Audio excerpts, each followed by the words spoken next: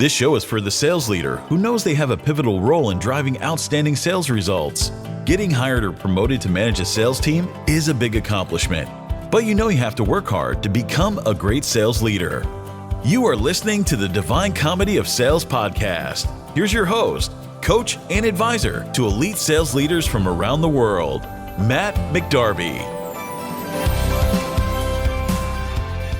Hello and welcome to this episode of the Divine Comedy of Sales podcast. I'm Matt McDarby, veteran seller, leader, coach, and advisor to elite sales leaders all over the world. I'm really excited to have you join and listen to today's episode. This is one of our interview episodes, and I'd like to introduce you to my very special guest right now. For today's episode, I'm thrilled to be joined by Klein. Kenny is currently the Senior Director of Sales and Sales Operations at Grubhub. He's a senior sales leader who's grown from individual contributor to leader of a few hundred salespeople, literally in an organization he's effectively grown up in. He's overseen several iterations of the business and stages of growth. And I'm really thrilled to have Kenny join us today. You'll get a sense of who he is and his humility, and I think you'll really enjoy learning from some of the lessons that he's learned in his many years in his current leadership role. So welcome, Kenny Klein, to the Divine Comedy of Sales. Thanks, Matt. Really happy to be here. Thanks for having me on. Yeah. So I wanted to have a conversation with you about sales leadership, some of the things you've learned. So I'm just going to dive right in and let's see where the conversation takes us, okay? Sounds great. So right from the top, what would you say is the most important lesson you've learned so far about leading sales teams? The number one thing for me is being able to effectively communicate. And it's a little bit more that it's just transparent communication, right? I think a lot of times people are a little concerned about how much information they share, depending on the level of employee that they're talking to. You know, can they handle it? Are they going to get distracted? That kind of thing. I think there's obviously a balance there, but the most important lesson I've learned, especially at Grubhub, is we really have to effectively communicate in the most transparent way possible. And you know, we've certainly had some missteps, maybe over communicating and certainly under communicating, but I think we always strive to strike that balance. And that's a huge component of how we run our. No, I think that's for those who are listening who maybe are frontline managers or just getting into sales leadership. That's one of the most challenging aspects of becoming a senior leader in a sales organization is, what is the right level of detail that I share with my team? I want to be clear, but there are things that I know that they don't need to know. They're distracting, and I think you've described the balance well, right? You don't want to over communicate and you don't want to under communicate, which means every day you've got to think about what's the right level of detail here, right? That's right. Yeah, I'm lucky. We've got a great senior leadership team, and that's something we talk about all the time, right? Our business is very transactional, so a lot of the things that we're talking about are constant daily conversations about how much do we need to talk about a test we're running with the entire team, or how much detail do we have on something we want. That's another thing about the communication too, right? Is it's not only how much, but it's when you communicate, right? Like you don't want to have a situation where you're communicating 50% of something today, and then next week you communicate the other 50%, right? We just got to, to your point, the balance is super important. You know what, in your experience, like the impact, if you don't get that right, like how much do we communicate? What kind of impact can that have on your leaders or on the sales organization if you don't quite get that right? Yeah, I mean, in its worst form, what happens is a couple of things. Number one is you've arrested the sales process, right? Internally, at least, right? Which is obviously very bad. We need our people to be selling. We need our potential clients to be, reached out to, right? And if we're ineffectively communicating and we're getting people too distracted with what's coming next, or I'm too anxious about this new announcement, or I have too many questions, they're not selling, right? And like I said, that's really bad for everybody. On the management side and the leadership side, you run into trust issues. You run into situations where people are questioning department leadership, right? Does Kenny know what's going on? Does everyone know how much of this is going to affect people? Has this been thought through?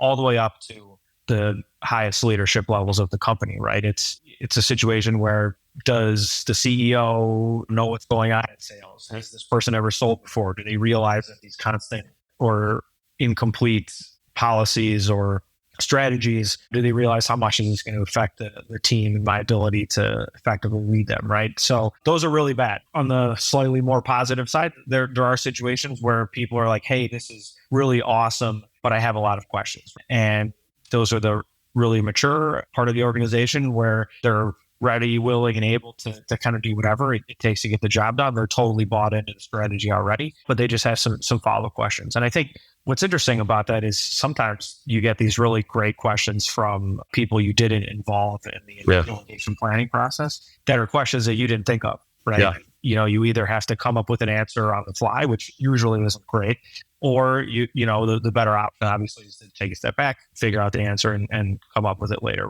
We've actually had that happen quite a bit. I mean, you mentioned a few hundred people. It's a large team, so there's always a lot of questions and a lot of the time questions we don't think of, right, when we're trying to put things together. So one of our best practices is we just have a FAQ, right? When we have a fairly large policy shift or strategy pivot, something like that, we always put together an FAQ and it's here's the communication. Here's also the FAQ, right? Here's the FAQ or the questions that we think you're going to ask. And then what we do is we say over the next X amount of days, we'll be adding to this. So just keep it open, keep it handy, that kind of thing. As you guys ask your questions for us to answer for you. No, that's a great idea. And that's an easy one for people listening to this episode to take away, right? There are questions we can anticipate and we have to answer those proactively at the right level of detail. And then we have to be open to the questions that we get in response when we share information. And as long as we're doing a good job of capturing, so it's FAQ, it's like the frequently asked or anticipated questions, and then the ones that we need to continue answering. That's a great practice. Great. Okay. And I'll say just from my observation, I know how much you and your team work at that communication, right? How clear do we need to be? How much detail do we need to share? And the timing is always a consideration, which in a dynamic environment like you have there at Grubhub, that's the timing is almost everything, right? Yeah, it really is. I think myself and anybody on my team be the first to admit we historically have not been great at this kind of thing, right? But I think for us, one of the great things, and we've really taken a page out of your book, Matt, is a little bit of just sort of distilling it down and like what exactly are we trying to do here? And it's just what, why, how, right? It's 3 words, very simple words. Obviously, it's much more difficult to get that out there, but having that expectation ahead of time was like, this is exactly what we're trying to do. We need to work at filling in those blanks, but having that, very simple task makes it a lot easier for us. Yeah. You made a connection that I want to make sure doesn't get lost. You said essentially, and I'm paraphrasing, if we don't do a good job of communicating effectively and giving the right level of detail, where the timing is off, but it was more about the level of detail, that can have an impact on trust. It can erode trust. And you said, because maybe we're giving an indication that we haven't thought things through, which is bad. But there was another part of what you just said, which is, we've gone through a process of anticipating what people's questions will be, and we've really been thoughtful about it, which goes to your credibility and the degree to which you're sort of thinking about them. And that, demonstrating that low self-orientation is such a really important part of trust building. That's come up in a few other episodes, by the way, right? The beauty of talking with people who are effective leaders is they're saying a lot of the same things. They may be saying it in different ways, but I wonder how many people are really thinking about how they communicate, how clearly and transparently they communicate as a driver of trust, either good or bad, right? If we don't do this well, we're eroding trust. We have to do everything we can to avoid it. That's great. All right, let me ask you another question. I know you've thrown yourself into your job and you take it very seriously and you're always sort of working at getting better. People only do that when they really love what they do. So what do you love most about leading a sales organization? Yeah, for me, honestly, it's the diversity of personalities that I get to interact with really helps drive the business outcome. And ultimately, there's a selfish component here too, which I thought about whether I should bring this up or not, but to be fully transparent, there is a selfish component too, is the diversity of the personalities and wants and desires of everyone I work with helps me grow as an individual, right? But not only professionally, but certainly personally as well, right? And so that's obviously important, right? But the reason I throw myself into the job, like you said, is I love what I do specifically, partially because we've got people that are right out of college, right, all the way through, much more senior level type salespeople, right? And People as old as me, Kenny. Sure, yeah, that's a good If point. you can believe it. Yeah, right. But and that's what I mean about personality, right? I mean, people think everyone who's a salesperson has like roughly the same personality. Not only is that not really true, what I'm referring to is just more of their age, it's the demographic, their career maturity, essentially, right? And what that translates to is you get a lot of people who help each other, right? Which is awesome, especially in our transactional environment. We get a lot of opportunity to see people bouncing ideas off each other. I love being in those conversations. I love being a fly on the wall. I love facilitating. I love participating. You do all three of them. I think that, in our world, a lot of these folks are the boots on the ground, right? I'm not the boots on the ground. I want to hear what's going on with the clients. I want to help make our sales people's job easier. I want to help make our restaurants happier, right? And I think all of those things put together is really just what I love most about leading my sales organization, right? We've got such an awesome group of people that are dedicated to helping restaurants, are dedicated to the company, and they're dedicated to themselves. And really that's a culture, I think, that my leadership team and I have tried to really build a lot, all the time, but especially since the pandemic, was working from home and not having that connection, right? And I think that's been one of the more rewarding things for us as a group. Yeah. It's funny you mention your sort of diversity of perspectives, but one of the things you referenced specifically is you've got those different generations, like 2 or 3 generations represented in your sales force, which is, for a larger sales force today, is not uncommon. I've got these events. I've been having conversations in different markets. I've got one coming up later this week where we're talking about leading effective teams. But the big barrier, it's not a barrier, the big opportunity or challenge that we're talking about is how do you lead generationally diverse sales organizations, knowing that, there's a fair amount of difference from millennials to Gen X and so forth. And there's a little bit of even like suspicion from generation to generation. Like, I don't think they work as hard as we did. And the younger generations look at us like, they're set in their ways. They don't want to learn. It's sort of the same. I imagine if we were having this conversation, 40 years ago, we would be saying similar things. It's really hard to lead a team that has newer, younger people who are just starting out in their jobs, others who've been at this for a few decades. But I think the thing you pointed out is that diversity of thought, diversity of perspective can be really rewarding for the business if you know to tap into it. And that's, I think, the thing that people should hear here. Like, let's be intentional. Let's try to learn, when we talk to people, let's, not be so focused on the differences and we can't make heads or tails of the different perspectives. It's like, wow, we've got a wide range of perspective. There's a ton of value there, which is what I'm hearing you say. Totally. That's such a great way to put it. And you're right. I mean, it's certainly difficult, right? I mean, I think the one universal thing that we try to do that helps with that is just setting expectations. And just because you're a different generation, somebody else, the expectation for what your output of the job is the same, right? Sure. It doesn't matter if you've been doing this job for 15 years or 2 years, what we expect of you is the same. Now, that doesn't mean that you can't offer ways to make the job more efficient, as an example, right? That you may have experience doing that the person that's only been doing this job for 2 months doesn't, right? That's what's great about it. And yeah, I mean, I do love that as well, right? It's great to see the experience level translate to different ways of working, essentially, right? And there's ways that we can teach people to sell and grow their skills and hone their craft, but every restaurant is a little bit different, right? Which means you need to hone your pitch a little bit differently, right? And the more you can kind of show best practices and that kind of thing across that generational divide or across that divide between, the different tenure bands or whatever, it's great. And like I said, it is super difficult, right? It's very hard to do that, but it's another reason why I think I love what I do. I mean, if it was easy, I'm sure just like all the listeners here, if it was easy, you probably wouldn't like it, right? Right. So, and anybody can do it, but not too many people can do it.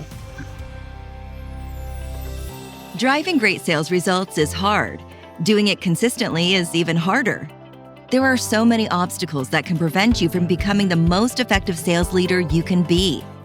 Find practical advice you can apply right away by picking up your copy of Matt's book, The Divine Comedy of Sales, at www.divinecomedyofsales.com. So, you said what, why, and how. You were talking about expectation setting earlier. That's really the difference here, right? When you've got people different levels of experience, the what may be the same. We have the same goal. The why for the organization may be the same, but the why for individuals. If I've been doing this for 20 years and I've got a family, my why is going to be a little different than somebody who's been selling for a year or two, who's really just at the beginning of their career. But the real big difference is the how, right? If I've been an outbound seller for most of my career, I don't need my manager to tell me how to get organized and how to have a plan and how to have all key information at my fingertips. Why? Because I've done this before. I know that.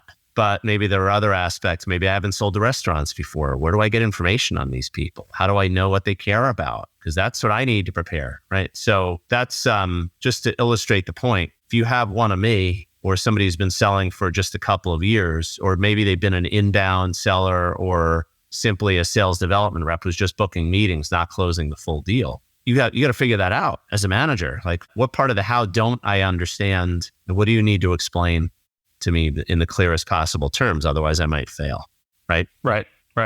Absolutely. So, all right, good. That's I totally get that. Right. And I love the fact you're calling out that it's something that people see potentially as a barrier. We've got all of these different perspectives, so many people coming from different places, but you're seeing the opposite. That's what I love about it. Right?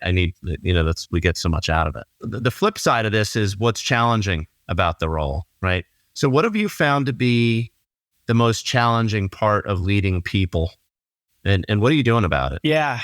I think for me specifically, I think the hardest thing has been trying to incorporate statistics and data into the sales process, right? So leading salespeople in particular, I think this has been the most difficult, right? Sales obviously it's always, it's very people focused, right? And this, certainly in enterprise type sales where you're selling $1 million deals, multi-million dollar deals, data is much more, prominent in the conversation, sure. Right? With our group, in the transactional environment, there's still statistics and data we can throw out. But what I'm referring to more is the middle management side of the house. They're typically have been mostly focused on very few inputs, data inputs. How many reach outs are you doing? How many people are you talking to? And then what does that translate to in terms of progressing the pipeline and ultimately deals, right? And that's all well and good, but there's a lot more to it than that, right?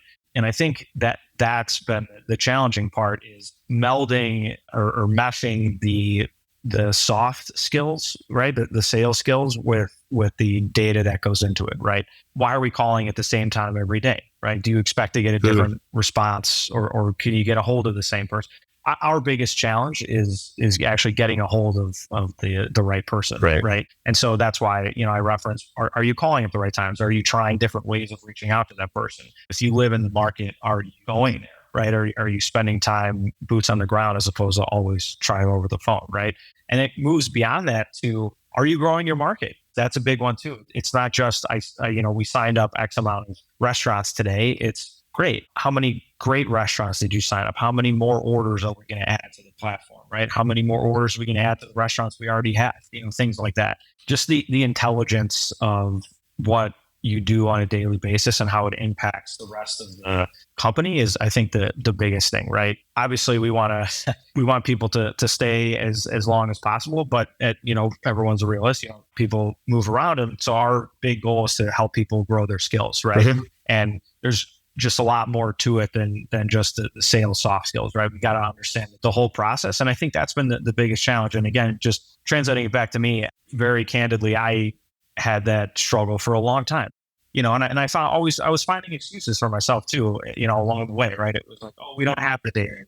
Or I don't understand how this works. But that only works for so long. And at some point, you really got to understand that, listen, we do have the data. We need to take some time to understand it and use it to make intelligent decisions about how we evolve our strategy. Mm-hmm. And if you don't, go get it somehow, right? Or ask or push that up the command chain a bit. Yeah, that's exactly. Yeah. So, and my understanding of your environment is it's not, you don't lack for the data. It's, do managers have the skills to use the data effectively to really like diagnose root causes and figure out why is this rep not getting there, right? You hit it on the head. That's exactly it, right? Once, and there's a little bit of a trickle down, right? I mean, once my leadership team and I have the data and are understanding it, that's great, but we don't deal with the reps on a daily basis, right? The line level managers do. And if we're not improving the manager skill on understanding data and being able to diagnose challenges, right, in a proactive manner, we're sinking, right? And I think that's been what we've tried to focus on a lot over the past year plus is what data are we giving managers, right? Because there is a balance there too, right? You don't want to give them every piece of data out there because they're all going to pick something else that they think is important. It's distilling data down to what are the most important things, making other things available to them at a future point when we feel like they're in a really good spot to sort of understand what's going on. Okay. But do we have everything, that in their hands, and do they understand it? And if the answer is no, figuring out why they don't understand it and coming up with ways to help them get more comfortable with it, right? Sure. That's a big part of manager development that we work on. A lot of our managers are first-time managers, right? And so they don't have those skills. And so we spend a lot of time trying to help each manager understand exactly what they're looking at and, help them understand what that will tell them about future performance, right? I think that our COO who came from Amazon really did a fantastic job at sort of instilling that data-minded culture across the company, but especially in my group where we weren't focusing enough on that, right? And we've made a lot of improvement and strides over that over the last year or two.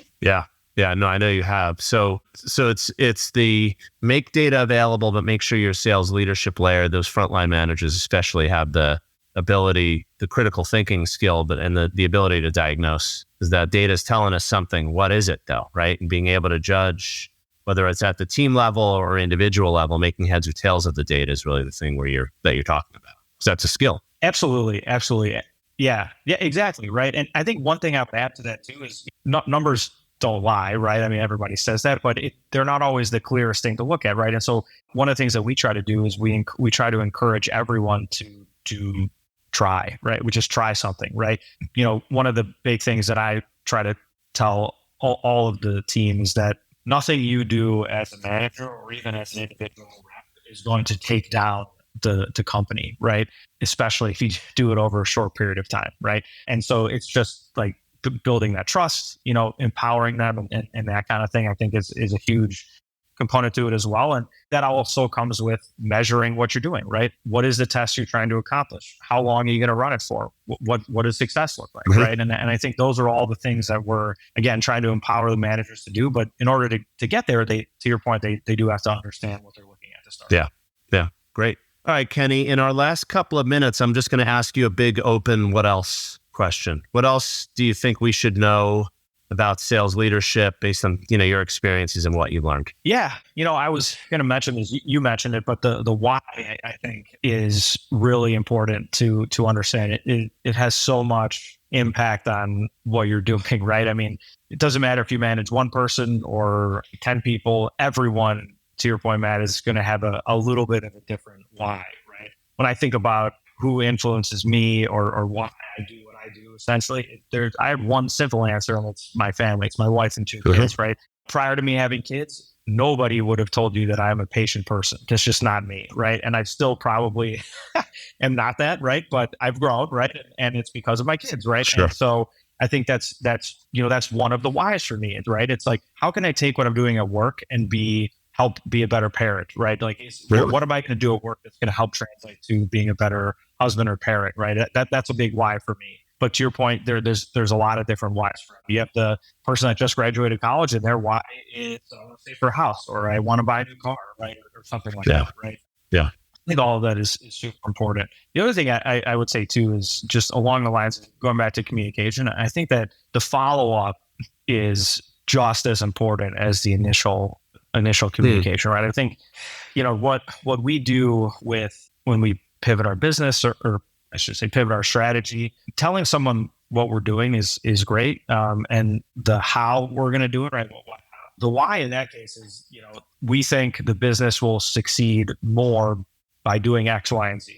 Great, right? But if all we're telling the team is how we're going to do it, and we never follow what going back to what are we doing, why we did it, and then what was the result, I think that also honestly erodes trust a little bit, right? Because and it just goes back to communication. If you're not telling people how what they're doing is affecting the larger business, they're going to think, I don't matter, right? I'm just a number. Yeah. What I'm doing in my market doesn't play any role in how the business is doing. And obviously all of that is untrue, right? But it's on us as a management team, as a senior team, to show that, right? And I think that that's something that you can do that in town halls. You can do that in Slack messages, emails, personalized, walking around, that kind of thing. There's a million ways to do it, and it all matters, right? And I think that that's some of the best feedback that I've gotten over the years is when you either have that ad hoc conversation or you do it in a town hall and you say, hey, look, this is what we said we were going to do. And we either did or did not accomplish our goal as a department, right? And that it either did or did not accomplish the company goal, right? Everyone understands that, it's not all sunshine and rainbows. The graph doesn't always move up and to the right. But as long as you're showing people what's working and what isn't, and how you're pivoting to change, improve on your challenges and increase your successes, I think everyone is a happier employee and more productive over the long haul. Yeah. Yeah. That follow through on what we've communicated is, it's definitely, that's one of the things that separates great sales leaders and sales leadership teams from kind of everybody else is, if you really work at it, anybody can communicate a shift in strategy. It's how well are you following through and helping people to understand, like, where are we in executing that and what's going well and what's not going well and where have we had success. And I think that follow through falls off just because it's deep detail work. It can be a pain in the neck. And, I think we would all love to just sort of, let's communicate the strategy and just things change, right? Things happen, but that's just not the reality. So I think that's a great lesson. So what I'm going to do now, Kenny, before I thank you for joining us, is I'm going to kind of summarize some of the key points because this has been a great conversation. I think there's a few really critical takeaways for people listening to today's show. So before I go there, thank you so much for giving us this, 25 minutes of wisdom on sales leadership, and a really awesome job. I appreciate you joining us today. Thank you. Yeah, it was great to be on this podcast. I think it's great. I love listening to it. Thanks for the time as well. Boy, it was so great to have Kenny Klein on the show. And I want to summarize a few things that he said, playing them back to you. And I want you to really think about how can I take some of these ideas that I just heard from Kenny and Matt and apply them to my own situation. So in no particular order, he said a few things that I think stood out for me. We spent a fair amount of time talking about communication and how building trust in your sales organization really depends on effective, transparent, and clear communication.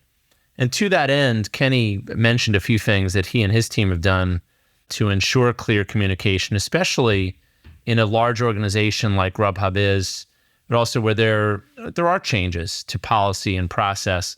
So one of the practices that I think is pretty smart that anyone really could apply is when there is a shift in policy or process, anticipate what some of the questions will be from salespeople and sales managers. And so what Kenny and his team have done is they put out a sort of a frequently asked questions or an anticipated questions sheet in advance, sent that out to their teams, and then invited questions. And as other questions and information needs to be shared, they build onto that FAQ or anticipated questions list and then redistribute to the team, which is really smart. He also said one of the things that he really enjoys about leading a sales organization is the diversity of personalities and perspectives. That diversity of personalities, he said, has really helped him to grow. And it has a lot to do with why the organization he's run has been able to achieve such great results over the years. There's so many different perspectives to take into account. But the other thing that he mentioned was incorporating data and the statistics, the metrics in his process as a sales leader and in the process that his sales leaders use to diagnose and address performance problems, that's really been another critical learning. So I think we all hear a lot about using data in sales management roles today, but I think the key is knowing all of the data that's available to you and having a good sense of how it can contribute to an effective diagnosis is really the page we can borrow from Kenny's book here, because that's what they've done really well at Grubhub. And then last, there was one other point that I think was really interesting. He was talking about communication again, but it was follow-up. That follow-up on communication is really critical. So not only delivering information to the team about changes or new expectations, but following up and following through, having a series of communications over time to, for example, let the team know how we're doing at meeting those new expectations, or what have we learned and how are we adapting the new process based on our experiences so far. So all of those are really practical ideas that I think you can borrow, reuse in your environment, and I would encourage you to do so. In fact, I challenge you to think about specifically what are the ways that we can improve the clarity and transparency of how we communicate. What are the various ways that we can make better use of data that exists in our environment to make a more clear and thorough diagnosis of what's affecting performance in our business.